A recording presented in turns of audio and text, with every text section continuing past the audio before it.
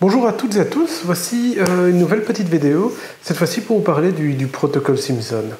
Alors, j'ai reçu tout un tas de commentaires, venant un peu partout, vraiment c'est assez sympa, et tout un tas de questions, dont certaines très pertinentes en fait, sur le protocole Simpson, en sachant que si vous n'avez pas vu mes autres vidéos, n'hésitez pas à regarder, notamment celle qui fait une petite démonstration en fait.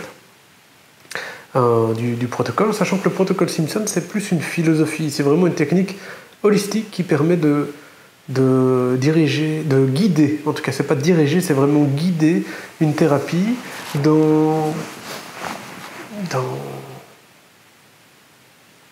vraiment avec de la bienveillance.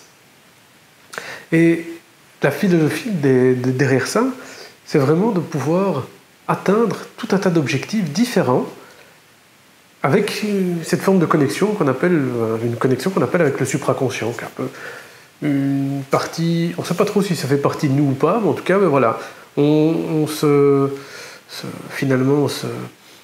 rend en lien avec cette conscience supérieure, finalement, pour guider la personne. Alors, ce qui est très intéressant, c'est de voir comment les choses sont faciles. Par exemple, atteindre l'état SDL, vous pouvez le voir dans la vidéo, c'est excessivement facile d'atteindre cet état, c'est excessivement facile de travailler la douleur également, c'est excessivement facile de travailler tout en fait.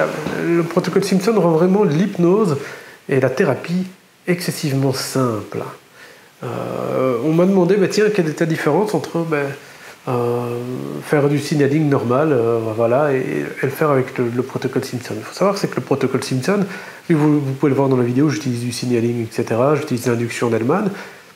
La philosophie derrière ça, c'est juste montrer ce que l'on peut faire avec le protocole Simpson.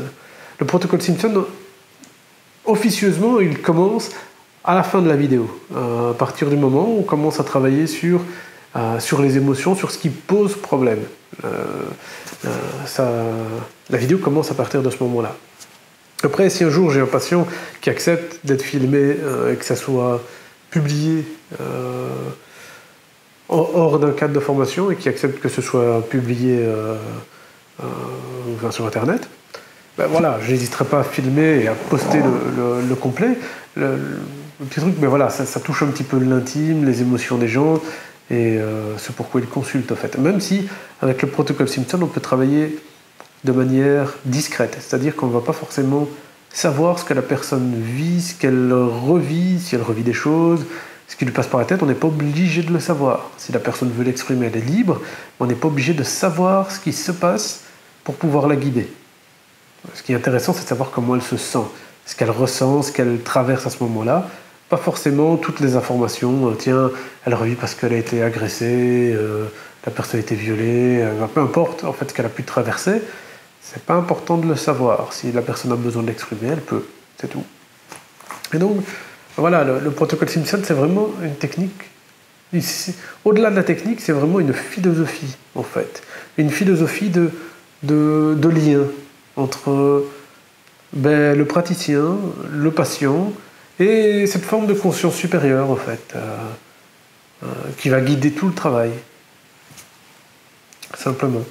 Alors, si vous avez d'autres questions par rapport au protocole Simpson, je vous invite soit à consulter le site, soit à me les poser. J'y répondrai dès que possible. Voilà.